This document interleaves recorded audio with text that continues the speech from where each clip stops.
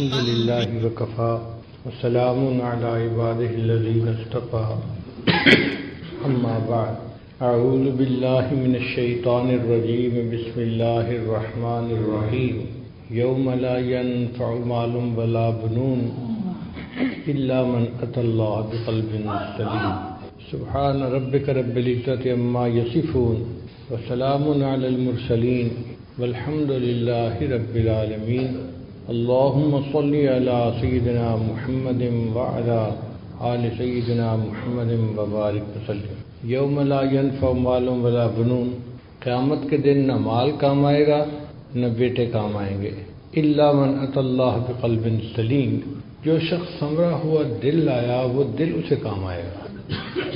انسان کی زندگی میں 3 دن بہت اہم ہوتے ہیں۔ جس دن بچہ دنیا میں پیدا ہوتا ہے اس دن شیطان بچے کو مس کرتا ہے۔ اگر کوئی نیک آدمی پاس ہو تو اس سے بچے کی تحنیک بھی کروانی چاہیے اور ایک کان میں اذان اور دوسرے میں اقامت بھی کروانی چاہیے، اس کی برکت ہوتی ہے بچے کو۔ اور دوسرا اہم دن وہ جب بندہ اس دنیا سے آخرت کے سفر پہ روانہ ہوتا ہے، موت آتی ہے۔ اللہ کرے کہ اس دن بھی کوئی اللہ کا ولی پاس ہو جو ہمیں کلمے کی تلقین کر دے، یاد دہانی کر دے۔ اور تیسرا اہم دن وہ جب سارے انسان اپنے رب کے سامنے قیامت کے دن کھڑے ہوں گے۔ یہ 3 دن ہماری زندگی کے بڑے اہم دن ہیں۔ اس لیے عیسیٰ علیہ السلام نے فرمایا تھا والسلام علی یوم ولدت ویوم اموت ویوم ابعث حیا۔ تو جو آیت مبارکہ پڑھی گئی اس کے تیسرے دن کا تذکرہ ہے کہ قیامت کے دن نہ مال کام آئے گا نہ بیٹے کام آئیں گے۔ یہ کیوں کہا گیا؟ اس لیے کہ اکثر لوگوں کو دھوکہ ہوتا ہے کہ مال سے دنیا کے کام سنور جاتے ہیں۔ بہت سارے کام سنورتے ہیں، ہر کام نہیں سنورتا۔ آپ خود سوچئے کہ مال سے انسان کتاب تو خرید سکتا ہے، علم تو نہیں خرید سکتا۔ مال سے انسان اچھا کھانا تو خرید سکتا ہے، اچھی صحت تو نہیں خرید سکتا۔ مال سے انسان کسی کی چاپلوسی کو تو خرید سکتا ہے، کسی کے دل کی محبت کو تو نہیں خرید سکتا۔ مال سے انسان اینک تو خرید سکتا ہے، بینائی کو تو نہیں خرید سکتا۔ تو دنیا میں بھی مال سے ہر کام نہیں ہوتا اور آخرت میں تو کوئی کام ہی نہیں ہوگا مال سے۔ اور کچھ لوگوں کو بیٹوں کا بھی بڑا ناز ہوتا ہے، میرے 5 بیٹے ہیں، ایک مجسٹریٹ ہے، ایک DCO ہے، ایک فلاں ہے، ایک فلاں ہے، ایک فلاں ہے۔ تو مطلب یہ ہوتا ہے کہ مجھے کوئی بھی مسئلہ ہوا تو بیٹے کام آئیں گے۔ تو اللہ تعالیٰ نے فرما دیا کہ قیامت کے دن کوئی بیٹا کام نہیں آئے گا۔ پھر سوال پیدا ہوتا ہے کہ کیا چیز کام آئے گی؟ اللہ فرماتے ہیں الا من اتى اللہ بقلب سلیم، جو شخص سنورا ہوا دل لایا وہ دل اسے کام آئے گا۔ اس آیت مبارکہ سے پتہ چلتا ہے کہ اللہ تعالیٰ دلوں کے بیوپاری ہیں، بندے سے دل مانگتے ہیں۔ اے میرے بندے تو دل کو صاف کر کے میرے پاس آ جا تو میں تجھے قبول فرما لوں گا۔ عجیب بات ہے، جس چہرے کو دنیا کے لوگ دیکھتے ہیں اسے ہم روز دھوتے ہیں، اور جس دل کو اللہ دیکھتے ہیں اس کو صاف کرنے کی فرصت ہی نہیں ہوتی۔ ایک عورت روزانہ 2 گھنٹے اپنے گھر میں لگاتی ہے گھر کو صاف کرنے کے لیے، جھاڑو دیتی ہے، ویکیوم کلینر سے صاف کرتی ہے، ڈسٹنگ یہ وہ، گھر کو چمکا دیتی ہے۔ کوئی پوچھے کہ آپ نے اتنی مشقت کیوں اٹھائی، اتنا ٹائم کیوں لگایا؟ اور یہ اگر گھر گندا ہوگا تو خامن مجھ سے ناراض ہو جائے گا۔ اگر ایک عام گھر کے گندا ہونے سے خامن ناراض ہوتا ہے تو یہ دل تو اللہ رب العزت کا گھر ہے، اگر یہ گندا ہوگا تو اللہ تعالیٰ بھی ناراض ہوں گے۔ چنانچہ حدیث مبارکہ ہے، اللہ تعالیٰ ارشاد فرماتے ہیں کہ لا یسعنی ارضی ولا سمائی، نہ میں زمینوں میں سماتا ہوں نہ میں آسمانوں میں سماتا ہوں، میں مومن بندے کے دل میں سما جاتا ہوں۔ تو مومن کا دل اللہ کا گھر ہے، اللہ کا کوٹھا ہے۔ اس دل کو صاف رکھنا یہ ہماری ذمہ داری ہے۔ طالب علم کے ذہن میں سوال پیدا ہوتا ہے کہ جب یہ دل اللہ کا گھر ہے تو اللہ اسے خود ہی صاف کر لے، ہمیں کیوں حکم دیا صاف کرنے کا؟ علماء نے جواب دیا کہ جب گھر کسی کو استعمال کے لیے کرائے پہ دیا جائے تو گھر کو صاف رکھنا مالک کی ذمہ داری نہیں ہوتی، کرایہ دار کی ذمہ داری ہوتی ہے۔ اس لیے دنیا میں اللہ نے ہمیں حکم دیا میرے بندو تم میرے گھر کو صاف رکھو، اور اگر تم گھر کو گندا رکھو گے تو پھر میں بھی تم سے ناراض ہو جاؤں گا۔ یہ دل انسان کا عجیب ہے۔ نبی اسلام نے ارشاد فرمایا ان فی جسد بنی آدم لمضغہ، بنی آدم کے جسم میں گوشت کا ایک لوتھڑا ہے، اذا فسدت فسد الجسد کلہ، جب وہ بگڑتا ہے تو پورے جسم کے اعمال بگڑ جاتے ہیں، اور جب وہ سنورتا ہے تو پورے جسم کے اعمال سنور جاتے ہیں۔ الا وہی القلب، جان لو اس کا نام دل ہے۔ تو دل کے سنورنے سے انسان سنورتا ہے اور دل کے بگڑنے سے انسان بگڑتا ہے۔ اس لیے ہمیں چاہیے کہ ہم اپنے دلوں پر محنت کریں اور اس کو سنواریں۔ آپ بتائیے، اگر آپ دودھ لینے کے لیے جائیں اور برتن کے اندر گندگی لگی ہو تو کیا دودھ دینے والا دودھ دے دے گا؟ وہ کہے گا میاں صاف برتن لاؤ تب میں اس میں دودھ ڈالوں گا۔ جب دودھ ڈالنے والا گندے برتن میں دودھ ڈالنا پسند نہیں کرتا، اللہ تعالیٰ بھی انسان کے گندے دلوں میں اپنے نور کو ڈالنا پسند نہیں فرماتے۔ وہ بھی کہتے ہیں میرے بندو ذرا اس کو چمکاؤ، اس کو ذرا صاف کرو۔ اب اس دل کو صاف کرنا یہ ہماری ذمہ داری ہے۔ یہ دل کیسے صاف ہوتا ہے؟ ذکر سے صاف ہوتا ہے۔ فکر کی گندگی ذکر سے دور ہوتی ہے۔ حدیث مبارکہ میں ہے کہ جب بندہ گناہ کرتا ہے تو دل پہ داغ لگ جاتا ہے، نیکی کرتا ہے تو دھل جاتا ہے وہ داغ، اور اگر پھر گناہ کرتا ہے تو اور داغ لگ جاتے ہیں، حتیٰ کہ داغ لگتے لگتے لگتے وہ دل بالکل ہی سیاہ ہو جاتا ہے۔ آج ہم اپنے دلوں کا جائزہ لیں تو ہمیں ایسے ہی نظر آئے گا کہ اتنے گناہ کیے کہ اب یہ دل سیاہ ہو گیا۔ پھر یہ دل سخت ہو جاتا ہے۔ جب ایک طویل مدت غفلت کی گزر جائے نا، اس کا نتیجہ یہ نکلتا ہے کہ دل سیاہ ہو جاتا ہے، دل سخت ہو جاتا ہے۔ زمین کا معاملہ بھی ایسی ہے، اگر کسی زمین پر کاشت نہ کی جائے لمبا عرصہ تو زمین سخت ہو کے بیکار ہو جاتی ہے۔ یہ دل کی زمین بھی ایسی ہے، اس پر محنت نہ کی جائے تو یہ غفلت کی وجہ سے دل سخت ہو جاتا ہے۔ بنی اسرائیل کے بارے میں اللہ فرماتے ہیں فَطَالَ عَلَيْهِمُ الْأَمَدُ فَقَسَتْ قُلُوبُهُمْ، ان پر ایک طویل مدت غفلت کی گزر گئی، ہم نے ان کے دلوں کو سخت کر دیا۔ تو غفلت کا لمبا عرصہ گزر جائے تو دل سخت ہو جاتا ہے، اور پھر اتنا سخت ہوتا ہے کہ پتھر سے بھی آگے نکل جاتا ہے۔ اللہ فرماتے ہیں ثُمَّ قَسَتْ قُلُوبُكُم مِّن بَعْدِ ذَلِكَ فَهِيَ كَالْحِجَارَةِ أَوْ أَشَدُّ قَسْوَةً، یہ پتھر بلکہ پتھروں سے بھی زیادہ سخت ہو گئے۔ اور پھر دلیل دی فَإِنَّ مِنَ الْحِجَارَةِ لَمَا يَتَفَجَّرُ مِنْهُ الْأَنْهَارُ، کہ پتھروں میں سے چشمے جاری ہو جاتے ہیں، اور بعض ایسے پتھر ہیں کہ جو اللہ کے خوف سے کانپ اٹھتے ہیں۔ وَإِنَّ مِنْهَا لَمَا يَهْبِطُ مِنْ خَشْيَةِ اللَّهِ، اے انسان جب تیرا دل پتھر ہوتا ہے یہ اللہ کے خوف سے نہیں کانپتا، یہ پتھروں سے بھی پرے پار ہو جاتا ہے، پتھر سے بھی زیادہ سخت ہوتا ہے۔ اب ہم سوچیں، ہم اپنے سینوں میں دل لیے پھر رہے ہیں یا اپنے سینوں میں سل لیے پھر رہے ہیں؟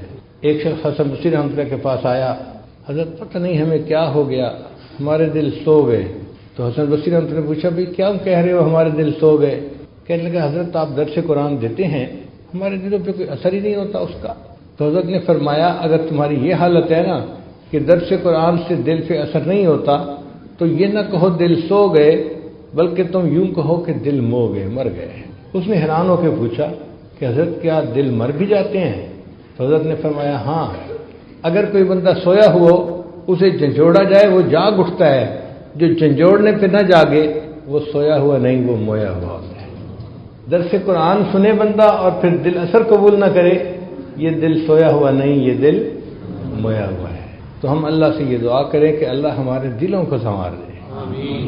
اللہ نے قیامت کے دن دلوں کو دیکھنا ہے۔ ان اللہ لا ينظر الى صورکم ولا الى اموالکم، اللہ تعالیٰ نہیں دیکھتے تمہاری شکلوں صورتوں کو اور نہیں دیکھتے تمہارے مال پیسے کو، ولکن ينظر الى قلوبکم واعمالکم، اللہ تمہارے دلوں کو دیکھتے ہیں، تمہارے اعمال کو دیکھتے ہیں۔ ہم اللہ کا ذکر اتنا کریں کہ ہمارا دل اللہ کی محبت سے بھر جائے، لبریز ہو جائے، ایسی زندگی ہو کہ اللہ دل میں آ جائے، اللہ دل میں سما جائے، بلکہ سچ عرض کروں کہ اللہ دل میں چھا جائے، ایسی زندگی ہو۔ پھر اللہ تعالیٰ بندے سے خوش ہوتے ہیں، ہاں اس بندے نے میرے گھر کو صاف کیا اور اپنے دل کو نور سے بھر لیا۔ علماء نے ایک عجیب بات لکھی ہے، وہ فرماتے ہیں کہ اگر کسی گھر میں یا کمرے میں جاندار کی تصویر ہو تو حدیث مبارکہ میں آتا ہے کہ وہاں رحمت کا فرشتہ نہیں آتا۔ اگر کسی گھر میں کمرے میں جاندار کی تصویر ہے اس میں رحمت کا فرشتہ نہیں آتا، تو جس دل میں کسی غیر کی تصویر ہوگی اس دل میں اللہ کی رحمت کیسے آئے گی؟ اور آج دلوں میں تو پتہ نہیں کس کس کی تصویریں پڑی ہوئی ہیں۔ ما هذه التماثيل التي انتم لها عاكفون، یہ دل صنم خانہ بن گیا، بت خانہ بن گیا۔ سچ عرض کروں ہمارا دل گند خانہ بن گیا۔ تو اس دل کو صاف کیجئے اور محنت کیجئے، یہ ہماری زندگی کا مقصد ہے۔ کھانا کمانا، گھر بار بیوی بچے، یہ ضروریات زندگی ہیں۔ مقصد زندگی انسان کا اپنے دل کو سنوارنا ہے، تاکہ سنوار کے قیامت کے دن اللہ کے سامنے پیش ہو اور اللہ اپنے اس بندے سے راضی ہو جائیں، ہاں میرے بندے تو اپنے دل میں میری محبت کو بھر کے لایا ہے۔ قرآن مجید میں اللہ تعالیٰ ارشاد فرماتے ہیں ان اللہ اشترى من المؤمنین انفسهم واموالهم بان لهم الجنہ، اللہ نے ایمان والوں سے ان کی جانوں اور مالوں کو جنت کے بدلے خرید لیا ہے۔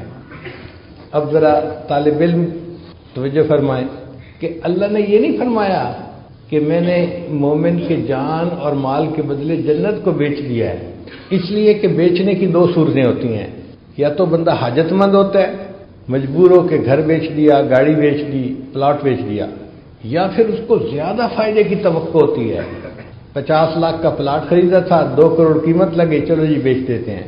اور یہ دونوں صورتیں اللہ کے بارے میں ممکن ہی نہیں، نہ اللہ کو کوئی حاجت ہے نہ اللہ کو کسی سے فائدے کی توقع ہے، اس لیے اللہ تعالیٰ نے بیچنے کا لفظ ہی نہیں لگایا۔ اللہ کیوں بیچے بھائی؟ بات ہی اور طرح سے کی کہ میں نے جنت کے بدلے میں مومن کے جان اور مال کو خرید لیا ہے۔ اب بات تو سمجھ آ گئی کہ خریدنے کا لفظ کیوں کیا، لیکن طالب علم کے ذہن میں ایک اور اشکال پیدا ہوتا ہے کہ بھئی انسان کے پاس ذرا بھی پیسے ہو نا فالتو، تو سب سے پہلی چیز جو وہ خریدتا ہے نا وہ اپنا گھر ہوتا ہے۔ سب سے پہلے گاڑی نہیں خریدتا یا کچھ اور نہیں خریدتا، گھر خریدتا ہے، جی کرائے سے جان چھوٹے، اپنا گھر ہونا چاہیے۔ تو جب اللہ تعالیٰ خریدنا چاہتے تھے تو دل کا تو کہیں تذکرہ ہی نہیں کیا، اللہ نے فرمایا کہ میں نے مومن سے ان کے جان اور مال کو جنت کے بدلے خرید لیا ہے، تو دل کا تذکرہ کیوں نہیں کیا؟ مفسرین نے اس کا بھی جواب لکھا، انہوں نے فرمایا کہ اللہ نے کہا میرے بندے تیرا دل تو میرے لیے وقف ہو چکا ہے، اور جو وقف کی جائیداد ہوتی ہے نا اس کی بیع و شراء کی اجازت نہیں ہوتی، وہ تو وقف ہے۔ اب دل تو تمہارا تھا ہی میرے لیے وقف، اس کے بعد تمہارے پاس جان اور مال بچا تھا، میں نے اس کو بھی جنت کے بدلے میں خرید لیا ہے۔ اب یہ دل کیسے سنورے؟ اس دل کے اندر بہت دنیا بسی ہوئی ہے، مال کی محبت، اولاد کی محبت، بیوی کی محبت، پتہ نہیں کسی دوست کی محبت، یہ محبت، کتنی محبتیں ہیں جو اس دل میں بسی ہوئی ہیں، ان کو نکالنا پڑے گا۔ جب یہ محبتیں دل سے نکل جائیں گی نا اور دل بالکل خالی ہو جائے گا تو یہ دل بالکل صاف ہو جائے گا۔ لیکن ان محبتوں کو کیسے نکالیں؟ اس کا طریقہ یہ ہے کہ اللہ کا ذکر کثرت کے ساتھ کرے، دل میں جتنی غیر کی محبتیں ہوتی ہیں نا، ما سوا کی محبتیں ہوتی ہیں، سب نکل جاتی ہیں۔ چنانچہ مفسرین نے ایک عجیب نقطہ لکھا ہے، حضرت اقبال تھانوی رحمۃ اللہ اپنی تفسیر بیان القرآن میں لکھتے ہیں کہ قرآن مجید کی ایک آیت ہے ان الملوک اذا دخلوا قریۃ افسدوها وجعلوا اعزۃ اہلها اذلہ۔ ملکہ بلقیس کو جب سلیمان السلام کا پیغام پہنچا تو اس نے اپنے MNA جو تھے ان سے مشورہ کیا کہ مجھے کیا کرنا چاہیے، تو انہوں نے جواب دیا فانظری ماذا تأمرین، ملکہ صاحبہ قدم بڑھائیے ہم تمہارے ساتھ ہیں۔ یہ پرانی رسم ہے مگر وہ سمجھدار عورت تھی، اس نے کہا کہ دیکھو جب بادشاہ کسی بستی میں داخل ہوتے ہیں افسدوہا، فساد مچا دیتے ہیں، وجعلوا اعزۃ اہلہا اذلہ، اور جو وہاں معزز ہوتے ہیں نا ان کو ذلیل کر کے باہر نکال دیا کرتے ہیں۔ تو میں سلیمان السلام سے لڑائی نہیں کروں گی، میں خود جاؤں گی اور دیکھوں گی کہ وہ کس حال میں ہے۔ تو حضرت تھانوی رحمۃ اللہ فرماتے ہیں یہ تو اس آیت کے ہیں ظاہری معنی، مگر اس میں ایک بہترین تمثیل بھی موجود ہے۔ وہ تمثیل کیا کہ اگر ملوک سے مراد اللہ کا نام لے لیا جائے، مالک الملک کا نام، اور قریہ سے مراد یہ دل کا قریہ، دل کی بستی لے لی جائے، تو پھر اس آیت کا مفہوم یہ بنے گا ان الملوک اذا دخلوا قریۃ، جب اللہ کا نام انسان کے دل کے اندر داخل ہوتا ہے افسدوہا، انقلاب مچا دیتا ہے، وجعلوا اعزۃ اہلہا اذلہ، اور دنیا جو اندر معزز بنی ہوتی ہے اس کو ذلیل کر کے باہر نکال دیا جاتا ہے۔ تو اللہ کا ذکر کثرت سے کرنے سے دل کے اندر سے ما سوا کی محبتیں نکل جاتی ہیں اور انسان کا دل اللہ کی محبت کے لیے خالی ہو جاتا ہے۔ چنانچہ حضرت تھانوی رحمۃ اللہ کے خلیفہ تھے حضرت خواجہ مجذوب رحمۃ اللہ علیہ، انہوں نے ایک شعر کہا، وہ حضرت تھانوی رحمۃ اللہ کو اتنا پسند آیا کہ فرمایا اگر میں صاحب استطاعت ہوتا تو 1,00,000 روپیہ اس شعر کے کہنے والے کو انعام کے طور پہ دے دیتا۔ یہ وہ زمانہ تھا جب استاد کی تنخواہ 2 روپے اور 3 روپے ہوتی تھی۔ آپ سوچئے جب 2 روپے اور 3 روپے مہینے کی تنخواہ ہو تو 1,00,000 روپے کی کیا قیمت ہوگی۔ تو حضرت نے فرمایا کہ میں ان کو 1,00,000 انعام دے دیتا۔ اور وہ شعر کیا تھا؟ بہت مختصر.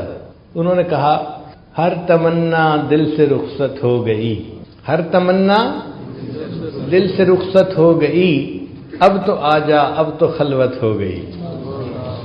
تو اللہ یہی چاہتے ہیں کہ میرا بندہ خلوت پیدا کر لے اپنے دل میں، پھر میں اس کے دل میں اپنا بسیرا کر لوں گا. ہم بیت اللہ کو بیت اللہ کیوں کہتے ہیں؟ کیا اللہ تعالیٰ وہاں رہتے ہیں؟ نہیں، اللہ تعالیٰ کی تجلیات ذاتیہ کا وہاں پر ورود ہوتا ہے، اس لیے اس کو بیت اللہ کہتے ہیں. تو جب مومن اپنے دل کو سنوارتا ہے نا، تو مومن کے دل پر بھی اللہ تعالیٰ کی تجلیات وارد ہوتی ہیں. کتنی بڑی نعمت ہے. اور یہ چیز کوئی عام سی نہیں ہے، معمولی سی بات نہیں ہے، یہ اللہ کی بڑی نعمت ہے کہ کسی جگہ پر اللہ کی تجلی آئے. حضرت مفتی تقی عثمانی صاحب دامت برکاتہم کے اشعار ہیں، محبت کیا ہے دل کا درد سے معمور ہو جانا، متائے جاں کسی کو سونپ کر مجبور ہو جانا. قدم ہے راہ الفت میں تو منزل کی ہوس کیسی، یہاں پر عین منزل ہے تھکن سے چور ہو جانا. یہاں پر سر سے پہلے دل کا سودا شرط ہے یارو، یہاں پر سر سے پہلے دل کا سودا شرط ہے یارو، کوئی آسان نہیں ہے سرمد و منصور ہو جانا. بسا لینا کسی کو دل میں دل کا ہی کلیجہ ہے. دل کا کلیجہ سے مراد یہ دل کا ہی کارنامہ ہے. میں اس کو تھوڑا سا تبدیل کر کے یوں پڑھتا ہوں، بسا لینا کسی کو دل میں دل کا کارنامہ ہے، پہاڑوں کو تو بس آتا ہے جل کر طور ہو جانا. کوہتور کے اوپر اللہ کی تجلی پڑی تھی اور کوہتور کا وہ پہاڑ جل کر کوئلے کی مانند ہو گیا تھا. الحمدللہ اللہ تعالیٰ نے اس عاجز مسکین کو کوہتور پر جانے کی توفیق عطا فرمائی. ہم نے وہاں پر عجیب بات دیکھی، اتنی بڑی بڑی چٹانیں ہیں اور ان کو ایک انگلی پہ آپ یوں اٹھا سکتے ہیں، کوئلے کی طرح ہلکی جل کے ان کی یہ کیفیت ہو گئی تھی. اس لیے کہتے ہیں کہ کوہتور جل کے سرما بن گیا تھا. جبل دکا اس کا یہ حال تھا. تو کوہتور کیوں جل گیا؟ اس لیے کہ وہ اللہ تعالیٰ کی تجلی کو برداشت ہی نہیں کر سکا. تو دیکھیں کوہتور اللہ کی تجلی کو برداشت نہیں کر سکا، لیکن انسان کا دل اللہ کی تجلی کو برداشت کر لیتا ہے تو انسان کا دل پھر کتنا عظیم ہوا. کتابوں میں لکھا ہے کہ اللہ تعالیٰ جب کسی بندے سے راضی ہوتے ہیں تو بعض مرتبہ ایک دن میں 70 مرتبہ اس کو محبت کی نظر سے دیکھتے ہیں. اللہ تعالیٰ ایک دن میں اپنے بندے کے دل کو 70 مرتبہ محبت کی نظر سے دیکھتے ہیں اور بندہ اس تجلی کو برداشت کر لیتا ہے. یہ انسان کو اللہ نے کمال دیا ہے اور کسی چیز میں یہ کمال نہیں ہے. اس لیے انسان کا دل جو ہے یہ عظیم ہے. فرشتے بھی حیران ہوتے ہیں انسان کی عظمت کو دیکھ کے کہ یہ کیسا عظیم انسان ہے، اللہ کی تجلی کو برداشت کر جاتا ہے. اللہ کی محبت اس کے دل میں ہے، اس کا دل اللہ کی محبت سے بھر چکا ہے. اور جب دل اللہ کی محبت سے بھر جاتا ہے نا، پھر اعمال کرنے آسان ہو جاتے ہیں. آج تو ہم نمازیں پڑھتے پھرتے ہیں نا، جیسے بیگار ہوتا ہے کہ جی حکم حاکم مرگ مفاجات، اللہ کا حکم ہے لہذا نماز پڑھنی ہے، ٹھیک ٹکرے مارتے پھرتے ہیں. جب دل میں اللہ کی محبت ہوتی ہے پھر بندہ اس کو بیگار نہیں سمجھتا، بلکہ اس کو سبب لقائے یار سمجھتا ہے کہ میرے یار سے میری ملاقات ہو جاتی ہے. فجر پڑھتا ہے ظہر کا انتظار، ظہر پڑھتا ہے عصر کا انتظار، عصر پڑھتا ہے مغرب کا انتظار، اس کا دل انتظار کر رہا ہوتا ہے. اس لیے نبی علیہ الصلوۃ والسلام فرمایا کرتے تھے ارحنی یا بلال، بلال اذان دے میری آنکھوں کو ٹھنڈک پہنچا دے. تو نماز پڑھ کے مزہ آتا ہے، بندے کو لطف آتا ہے. ہم نمازیں پڑھتے ہیں ثواب کی خاطر، بھائی وقت ہو گیا اشراق کا پڑھ لو، ایک حج ایک عمرے کا ثواب ملے گا، اور ہم لپک کے 2 رکعت پڑھ لیتے ہیں کہ جی ہمیں بھی ثواب ملے گا. لیکن جو اللہ کے عاشق ہوتے ہیں وہ ثواب کو نہیں دیکھتے، ان کو تو سواد مل رہا ہوتا ہے، وہ اس کی وجہ سے پڑھتے ہیں. حضرت مجدور رحمۃ اللہ نے فرمایا بندگی سے ہمیں تو مطلب ہے، بندگی سے ہمیں تو مطلب ہے، ہم ثواب و عذاب کیا جانیں. بندگی سے ہمیں تو مطلب ہے، ہم ثواب و عذاب کیا جانیں، کس میں کتنا ثواب ملتا ہے، عشق والے حساب کیا جانے. جن کو اللہ سے محبت ہوتی ہے وہ ان ثوابوں کے پیچھے نہیں پڑتے، وہ تو اللہ کی محبت میں عبادت کر رہے ہوتے ہیں. ان کو جنت کی بھی پرواہ نہیں ہوتی، دوزخ کی بھی پرواہ نہیں ہوتی. مشہور واقعہ کہ رابعہ بصریہ چلی تھی ایک ہاتھ میں پانی کا لوٹا لے کے اور ایک ہاتھ میں آگ لے کے. کسی نے پوچھا رابعہ کہاں جا رہی ہو؟ کہنے لگی کہ میں نے محسوس کیا ہے کہ لوگ اللہ کی عبادت کرتے ہیں یا تو جنت کی طلب میں یا جہنم کے ڈر کی وجہ سے، تو میں چاہتی ہوں کہ آگ سے جنت کو جلا دوں اور پانی سے جہنم کی آگ کو بجھا دوں، تاکہ ان کی وجہ سے عبادت کرنے کی بجائے لوگ اللہ کو راضی کرنے کے لیے اللہ کی عبادت کر لیں۔ آج اگر کسی سے محبت ہو نا، اس کو پھلوں کی ٹوکری بھیجنی ہو تو اس کو بھی گفٹ پیک کرواتے ہیں، حالانکہ پھلوں کی ٹوکری ہے، کوئی اتنی قیمتی بھی نہیں ہے، مگر گفٹ پیک اس لیے کرواتے ہیں کہ جب محبوب کے ہاتھ میں پہنچے تو اسے اچھی لگے۔ بالکل اسی طرح جب مومن کے دل میں اللہ کی محبت بھر جاتی ہے، وہ بھی اپنی نمازوں کو خشوع و خضوع کے ساتھ گفٹ پیک کر کے اللہ کے پاس بھیجتا ہے کہ میری یہ نماز اللہ کے پاس پہنچے تو میرے مالک کو پسند آ جائے۔ پھر انسان اعمال کرتا ہے اللہ کو راضی کرنے کی۔ محبت عجیب چیز ہے۔ سیدہ عائشہ رضی اللہ تعالیٰ عنہ بیٹھی ہوئی تھی اور کچھ ریال دھو رہی تھی، سکے تھے، دھو رہی تھی ان کو۔ نبی کے سامنے دیکھا تو فرمایا عائشہ تم یہ پیسے دھو کیوں رہی ہو؟ اے اللہ کے حبیب صلی اللہ علیہ وسلم، میں نے آپ کی مبارک زبان سے سنا ہے کہ جو بندہ اپنا مال اللہ کے راستے میں خرچ کرتا ہے تو سوالی یعنی مانگنے والے کے ہاتھ میں جانے سے پہلے وہ پیسے اللہ کے ہاتھ میں پہنچ جاتے ہیں۔ تو جب سے میں نے یہ سنا، میں نے جس پیسے کو صدقہ کرنا ہوتا ہے نا، میں اسے دھو دیتی ہوں تاکہ صاف پاک یہ پیسہ میرے اللہ کے ہاتھ میں پہنچے۔ اللہ کی محبت میں زندگی گزارنا، اس کا رنگ ہی الگ ہے، اس کا لطف ہی الگ ہے۔ ایک نقطہ یہ بھی سمجھ لیجئے کہ محبت کی ابتدا بندے سے نہیں ہوتی، اللہ کی طرف سے ہوتی ہے۔ جب بھی کوئی بندہ اللہ سے محبت کرتا ہے نا، اس کا مطلب یہ کہ اللہ نے اس سے محبت کی، اب یہ اللہ سے محبت کر رہا ہے۔ یحبہم ویحبونہ، اللہ قرآن میں فرماتے ہیں کہ اللہ ان سے محبت کرے گا، وہ اللہ سے محبت کریں گے۔ تو اللہ کی طرف سے محبت پہلے ہوتی ہے اور بندے کی طرف سے بعد میں ہوتی ہے۔ تو اگر ہم اللہ سے محبت کر رہے ہیں تو ابتدا کدھر سے ہوئی؟ اگر اللہ نہ چاہتے تو ہم پتہ نہیں کہاں بھٹک رہے ہوتے۔ اگر یہ نعمت ملی ہے تو عنایت کی نظر کس کی ہوئی؟ اللہ کی ہوئی۔ کسی شاعر نے عجیب اشعار کہے ہیں، بے خود کیے دیتے ہیں انداز حجاب آنا، آ دل میں تجھے رکھ لوں اے جلوہ جانانا۔ اے اہل کرم مجھ پر اتنا تو کرم کرنا، جب جان لبوں پر ہو تم سامنے آ جانا۔ پھر اگلا شعر بڑا عجیب ہے، کیوں آنکھ ملائی تھی، کیوں آگ لگائی تھی۔ جب کسی سالک کے اوپر قبض کی کیفیت طاری ہو نا اور کچھ کیفیات نہ محسوس ہو رہی ہوں، اس وقت اس شعر کو پڑھے بندہ تنہائی میں بیٹھ کے تو عجیب مزہ آتا ہے۔ کیوں آنکھ ملائی تھی، کیوں آگ لگائی تھی، اب رخ کو چھپا بیٹھے کر کے مجھے دیوانہ۔ دنیا میں مجھے تم نے اپنا تو بنایا ہے، محشر میں بھی کہہ دینا یہ ہے میرا دیوانہ۔ کیا لطف محشر میں شکوے کیے جاؤں، کیا لطف محشر میں شکوے کیے جاؤں، وہ ہنس کے کہے جائیں دیوانہ ہے دیوانہ۔ اللہ کی ایسی محبت ہو کہ جب اللہ کے دربار میں پہنچے تو اللہ بھی یہ کہہ دیں یہ میرا دیوانہ تھا، یہ مجھ سے محبت کرنے والا میرا بندہ تھا۔ ایسی اللہ کی محبت دل میں آ جائے۔ جن کو اللہ سے محبت ہوتی ہے نا، وہ پھر اللہ کے لیے سب کچھ قربان کرنے کے لیے تیار ہوتے ہیں، سب کچھ قربان کر دیں۔ ان کے اوپر آزمائشیں آتی ہیں، مشقتیں آتی ہیں، لیکن وہ اس کو محبوب کی طرف سے عطیہ سمجھتے ہوئے خوش ہو کے قبول کرتے ہیں۔ ان کی زبان پہ شکوے نہیں ہوتے۔ ہم جو اللہ تعالیٰ کے سامنے شکوے کرتے پھر رہے ہوتے ہیں نا، اس میں محبت کی کمی ہوتی ہے۔ ہم حقیقت کو سمجھتے نہیں، چھوٹی چھوٹی باتوں پہ شکوے کرتے ہیں، بچہ بیمار ہو گیا، یہ ہو گیا، فلاں ہو گیا، نوکری نہیں ملی۔ بھئی یہ روزمرہ کے معاملات ہیں۔ جس رب نے کائنات کو بنایا ہے، اس رب کو کائنات کا نظام چلانے دو نا۔ کیوں یہ چاہتے ہو کہ ہماری مرضی سے سب کچھ ہو جائے؟ ہم کیا حقیقت رکھتے ہیں؟ ہماری کیا اوقات ہے؟ ٹھیک ہے ہم نے دعا مانگی تھی، اس شہنشاہ کی مرضی چاہے تو قبول کرے چاہے تو قبول نہ کرے، ہم بندے ہیں تو بندے بن کے رہے نا۔ ہم پتہ نہیں اپنے آپ کو کیا سمجھنے لگ جاتے ہیں۔ عجیب بات ہے کہ دعا بھی مانگتے ہیں تو عجیب طریقے سے، اللہ میری بیٹی کو رشتہ مل جائے، میرے بیٹے کو نوکری مل جائے۔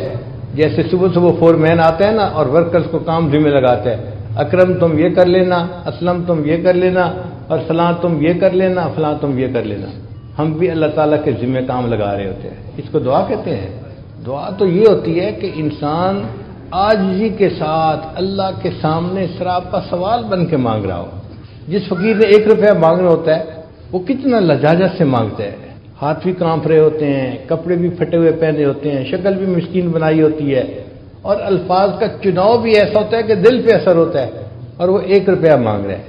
ہم نے تو اللہ سے اللہ کو مانگنا ہے، تو ہمیں اللہ کے سامنے کتنی آہذاری کرنے کی ضرورت ہے. مگر یہ چیز محبت سکھاتی ہے، محبت نہ ہو تو سمجھ نہیں آتی. اس لیے اللہ تعالیٰ سے دعا مانگیں، اے اللہ ہمیں اپنی محبت عطا فرما دیجیے. نبی علیہ السلام نے دعا سکھائی، اللہم انی اسألک حبک، اے اللہ میں آپ سے آپ کی محبت کا سوال کرتا ہوں. آج ایسے نوجوان بہت نظر آئیں گے جو اللہ تعالیٰ سے گھر مانگتے ہیں، بیوی مانگتے ہیں، اولاد مانگتے ہیں، نوکری مانگتے ہیں. ایسے نوجوان بہت کم نظر آئیں گے جو رات کے اندھیرے میں اللہ کے سامنے بیٹھے رو رہے ہو، اے اللہ میں آپ سے آپ ہی کو چاہتا ہوں، مجھے اپنی محبت عطا کر دیجیے، میرے دل کو اپنی محبت سے بھر دیجیے. اس طلب میں رکھنے والے نوجوان بہت کم ہیں. اس لیے ہمیں چاہیے کہ ہم اللہ کے طالب بنیں اور اللہ سے اللہ کی محبت مانگیں. اردو کے چند اشعار سے میں نے آپ کو سنائے، اب میں آپ کو فارسی کے بھی چند اشعار سنا دوں. یہ اشعار ہیں امیر خسرو رحمۃ اللہ علیہ کے، لیکن کیا غضب کے اشعار ہیں کہ انسان حیران ہو جاتا ہے. جان دے تن بردی و در جانی ہنود، اے محبوب آپ نے میرے بدن سے جان تو نکال دی اور خود میری جان بن کے رہ گئے. جان دے تن بردی و در جانی ہنود، درد ہا دادی و درمانی ہنود. اے محبوب آپ نے مجھے درد تو عطا کی مگر اس کے درد کی دوا بھی تو آپ خود ہی ہیں. آشکارا سینہ بے شگافتی، اے محبوب آپ کے پلکوں کے تیر نے میرے سینے کو چیر کے رکھ دیا. آشکارا سینہ بے شگافتی، ہم چنا در سینہ پنہانی ہنود. اور اس چیرے ہوئے سینے میں اے محبوب آپ ہی تو چھپ کے بیٹھے ہوئے ہیں. ملک دل کر دی خراب از تیغ ناز، اے محبوب آپ نے ناز کی تلوار سے میرے دل کے ملک کو خراب کر دیا. خراب سے کیا مراد؟ پہلے دنیا کی محبت تھی، بیوی کی محبت تھی، فلاں کی محبت تھی، فلاں کتنی محبتیں تھیں، دل آباد تھا. تیرے ناز کی تلوار ایسی چلی کہ سب محبتیں دل سے نکل گئیں تو دل تو ویران ہو گیا نا. ملک دل کر دی خراب از تیغ ناز، و اندری ویران سلطانی ہنود. اور اس ویرانے میں اے محبوب ابھی بھی حکمرانی تو آپ ہی کی ہے تو یہ ویرانہ، لیکن اس ویرانے میں حکمرانی کس کی ہے؟ اور آخری شعر تو بہت ہی لاجواب ہے. فرماتے ہیں قیمت خود ہر دو عالم گفتئی، اے محبوب آپ نے اپنے وصل کی قیمت 2 عالم رکھی ہے کہ دنیا اور آخرت کی کوئی خواہش نہیں ہونی چاہیے. قیمت خود ہر 2 عالم گفتئی، نرخ بالا کن کے ارزانی ہنود. اے محبوب قیمت بڑھا دیجئے، آپ نے تو بہت سستی قیمت لگائی ہے، میں اس سے زیادہ قیمت دینے کے لیے تیار ہوں. تو جن کے دل میں اللہ کی محبت ہوتی ہے وہ تو اللہ کی خاطر سب کچھ قربان کرنے کے لیے تیار ہوتے ہیں. ان کا بس یہ دل چاہتا ہے کہ کاش اللہ کی محبت کرنے والوں میں ہمارا نام بھی شامل ہو جائے. جو اللہ سے محبت کرتے ہیں نا پھر اللہ بھی ان سے محبت کرتے ہیں. اور حدیث پاک میں آتا ہے کہ اللہ فرشتوں کی محفل میں بیٹھ کر ان کا تذکرہ کرتے ہیں. فرشتوں کی محفل میں تذکرہ کرتے ہیں، میرا یہ بندہ دیکھو نوجوان بھی پاس ہے، اگر چاہتا تو اس کے ساتھ وقت گزار سکتا تھا، لیکن یہ وضو کر کے مصلے پہ کھڑا ہوا تہجد پڑھ رہا ہے. مجھے اس بندے کی محبت پہ بہت ناز ہے. تیرے عشق نے مجھے غم دیا، تیرے عشق نے مجھے غم دیا، میرے غم کی عمر دراز ہو. یہ نہیں کہا کہ غم ختم ہو جائے، تیرے عشق نے غم دیا، اللہ میرے غم کی عمر دراز ہو جائے. تیرے عشق نے مجھے غم دیا، میرے غم کی عمر دراز ہو. وہ مقام آئے میرے خدا، میرے عشق پہ تجھے ناز ہو. ایسی کیفیت آ جائے اللہ کہ میرے عشق پہ آپ کو ناز ہو کہ میرا یہ بندہ مجھ سے کتنی محبت کرتا ہے، اور آپ فرشتوں کی محفل میں تذکرے کریں۔ تو جب اللہ کی محبت دل میں بھر جاتی ہے تو بندہ ہر وقت اللہ کی محبت میں اپنا وقت گزارتا ہے، 24 گھنٹے اللہ کی محبت میں وقت گزارتا ہے۔ ایک بزرگ کے حضرت شبلی رحمۃ اللہ علیہ، یہ تذکرۃ الاولیاء میں واقعہ لکھا ہوا ہے، ان کے سامنے کوئی اللہ کا نام لیتا تھا نا تو ان کی عجیب کرامت تھی، جیب میں ہاتھ ڈالتے تھے اور گڑ کی ڈلی نکلتی تھی، اس بندے کو گڑ کھانے کے لیے دے دیتے تھے۔ پھر دوسرے کی زبان سے اللہ کا لفظ نکلتا تو وہ اس کو گڑ کی ڈلی دیتے، ہر کسی کو گڑ کی ڈلی دیتے تھے۔ لوگ ان کے سامنے آ کے جان بوجھ کے اللہ کا نام لیتے تھے اور ان کو میٹھا کھانے کو مل جاتا تھا۔ تو کسی نے پوچھا، شبلی آپ یہ کیا کرتے ہیں کہ جو اللہ کا نام لیتا ہے اس کو کھانے کے لیے گڑ کی ڈلی دیتے ہیں؟ تو شبلی رحمۃ اللہ نے جواب دیا، جس منہ سے میرے محبوب کا نام نکلے میں اس منہ کو شرینی سے نہ بھر دوں تو اور کیا کروں۔ کیا محبت ہوگی اللہ کے ساتھ کہ جس منہ سے میرے محبوب کا نام نکلے میں اس منہ کو شرینی سے نہ بھر دوں تو اور کیا کروں۔ ہمیں بھی ایسی اللہ کی محبت ہو جائے نہ نصیب کہ اس محبت کی حرارت ہمارا دل محسوس کر رہا ہو۔ چنانچہ نبی علیہ السلام نے فرمایا، حدیث مبارکہ ہے، احب اللہ بکل قلوبکم، لوگوں اپنے پورے دل کے ساتھ اللہ سے محبت کرو۔ ہم اللہ سے محبت کرتے ہیں مگر ادھورے دل کے ساتھ، باقی آدھا کسی اور کے پاس ہوتا ہے۔ اللہ تعالیٰ فرماتے ہیں نہیں، مجھے یہ شراکت پسند نہیں ہے، سب کو نکالو اس دل میں سے اور اس دل کو فقط میرے لیے خالی کر دو، تب میں تم سے راضی ہو جاؤں گا۔ ایک شاعر تھے، انہوں نے عربی زبان میں کچھ اشعار کہے اللہ کی محبت میں، اردو فارسی سن لی تو اب ذرا عربی بھی سن لیجئے۔ واللہ ما طلعت شمس ولا غربت الا وانت فی قلبی ووسواسی، اے محبوب اللہ کی قسم، نہ کبھی سورج طلوع ہوا نہ کبھی سورج غروب ہوا مگر میرے خیالوں میں تو ہی تو بسا ہوا تھا۔ واللہ ما طلعت شمس ولا غربت الا وانت فی قلبی ووسواسی، ولا جلست الى قوم احدثهم الا وانت حدیثی بین جلاسی، اور محبوب کبھی میں دوستوں کی محفل میں نہیں بیٹھا مگر ان دوستوں کی محفل میں میں تیری ہی تو باتیں بیٹھ کے کر رہا ہوتا ہوں۔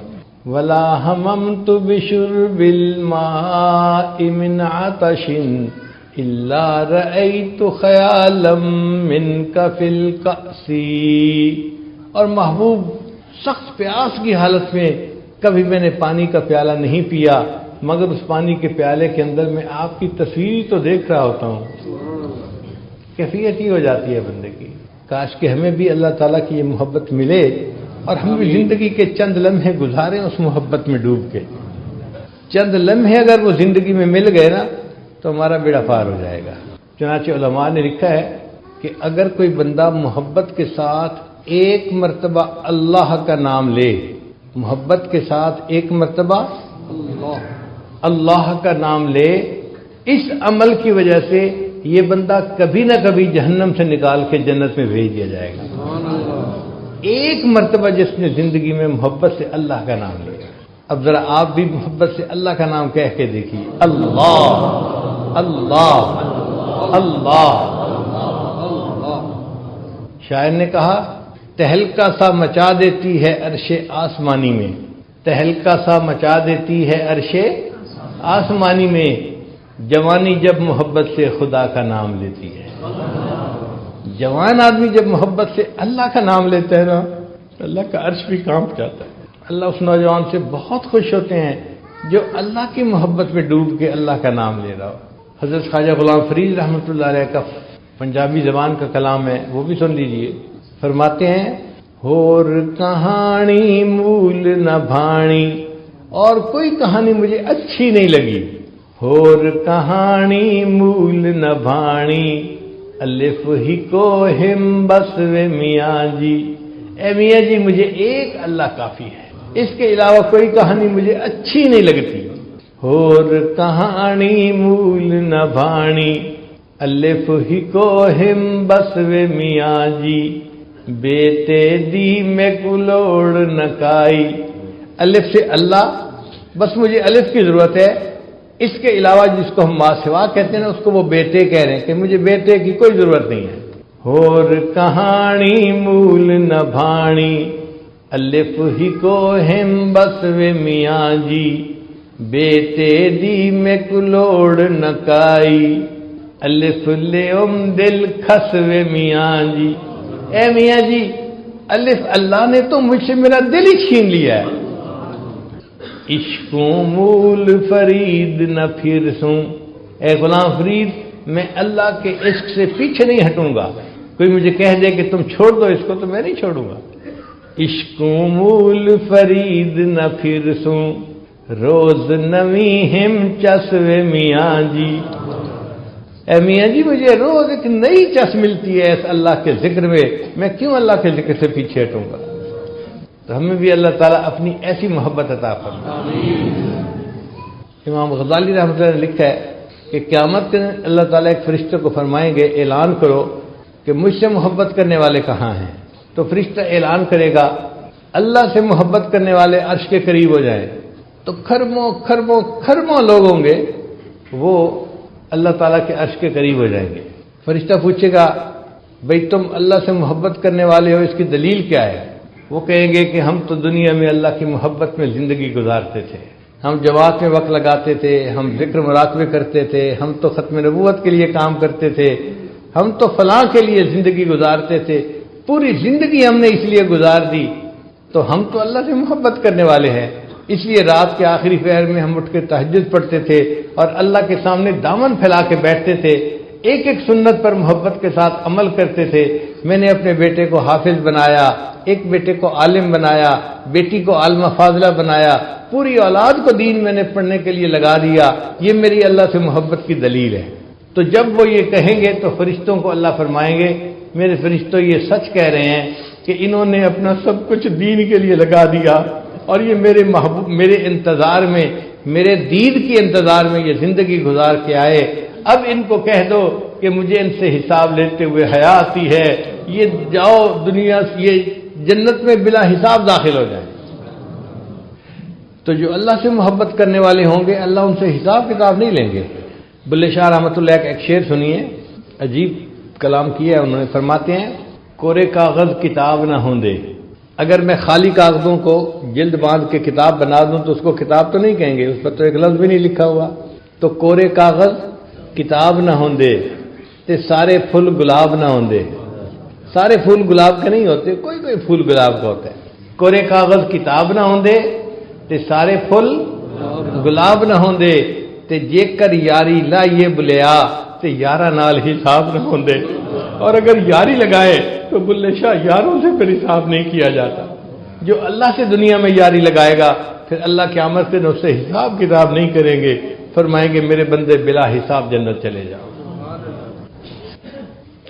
مسجد کا جو نام ہے مسجد مولانا احمد علی لاہوری، تو یہ بزرگ بھی وہ تھے جو اللہ سے محبت کرنے والے تھے۔ آج دیکھو اللہ نے ان کا نام بھی جو ہے نا وہ سلامت رکھا ہوا ہے اور ان کا کام بھی سلامت رکھا ہوا ہے۔ ہم نے کتابوں میں پڑھا کہ حضرت لاہوری رحمۃ اللہ علیہ کثیر البکا تھے۔ کثیر البکا کا مطلب اللہ کا خوف غالب رہتا تھا اور بڑا جلدی آنکھوں سے آنسو آ جاتے تھے، بہت جلدی رو پڑتے تھے، تو کثیر البکا تھے۔ تو کتابوں میں پڑھا کہ خواب میں کسی کو نظر آئے اور اس کو بتایا کہ جب میری اللہ کے سامنے پیشی ہوئی تو اللہ نے مجھے فرمایا احمد علی تم اتنا کیوں روتے تھے، احمد علی تم اتنا کیوں روتے تھے؟ تو حضرت فرمان لگے کہ میں تو اور رونے لگ گیا کہ میں نے سوچا من نوقش فی الحساب فقد عذبا، جس سے سوال جواب شروع ہو گیا وہ تو پھنس گیا اور مجھ سے پوچھنا شروع ہو گئے کہ تو کیوں روتا تھا، تو میں اور رو پڑا۔